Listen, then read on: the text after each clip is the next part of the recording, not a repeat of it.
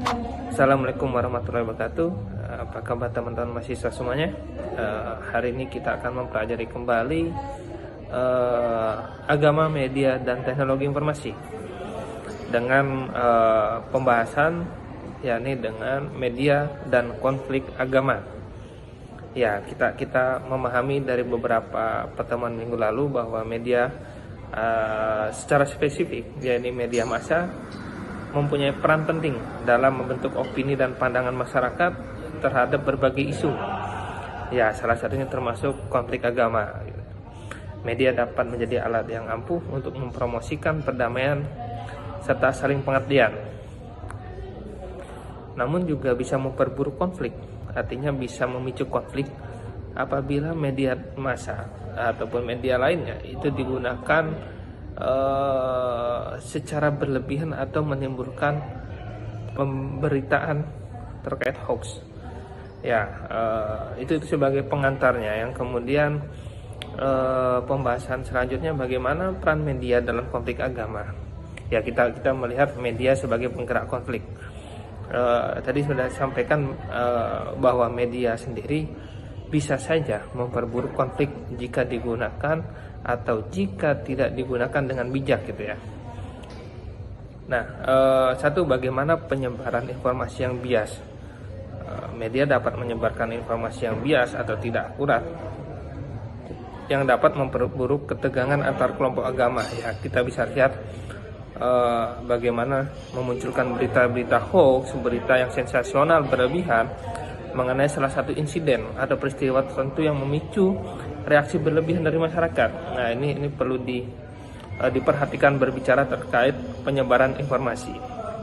Jadi mengutip dari buku yang disampaikan oleh Nadir Shah Hussein, bagaimana kita harus menjadi masyarakat yang bisa menyaring sebelum men-sharing gitu ya. Oke, kemudian yang kedua, bagaimana penggunaan bahasa provokatif. Nah, ini biasanya akan memicu konflik dengan bahasa-bahasa provokatif. Kalau menurut dari generasi sekarang gitu ya, ya netizen itu kadang menimbulkan konflik atau buzzer yang kemudian memunculkan pemberitaan-pemberitaan yang kemudian menggunakan bahasa yang provokatif. Oke. Kemudian yang ketiga, yang berbicara bagaimana peran media dalam konflik agama. Yang ketiga ini pengulangan berita konflik. Jadi mengulang terus-menerus pemberitaan terkait konflik yang kemudian itu menjadi lebih besar dan dianggap menjadi lebih serius dari kenyataannya. Jadi terlalu berlebihan seperti itu. Oke, itu kita bisa melihat dari bagaimana media sebagai penggerak konflik. Kemudian yang kedua, media sebagai agen perdamaian. Ya, saya kira berbicara tadi media dalam konflik, kemudian media sebagai agen perdamaian. Satu, penyebaran informasi yang seimbang. Saya kira media dapat memberikan informasi yang seimbang, adil tentang konflik, sehingga membantu masyarakat untuk memahami dari berbagai perspektif. Kemudian yang kedua, edukasi dan kampanye perdamaian. Kampanye perdamaian melalui media sosial atau media massa dapat membantu meredakan ketegangan.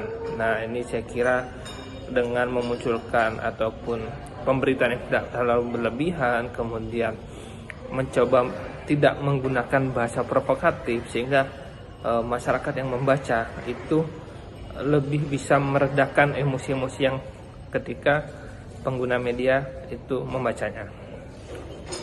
Oke, yang terakhir ya, ini mempromosikan dialog antar beragama. Saya kira platform media sangat punya peran sekali gitu ya sebagai promosi dialog antar beragama.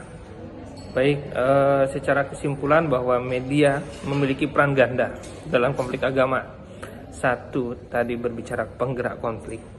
Artinya bisa saja media ini sebagai pemicu konfliknya. Yang kedua, bagaimana media itu bisa menjadi agen perdamaian atau menjadi solusi perdamaian.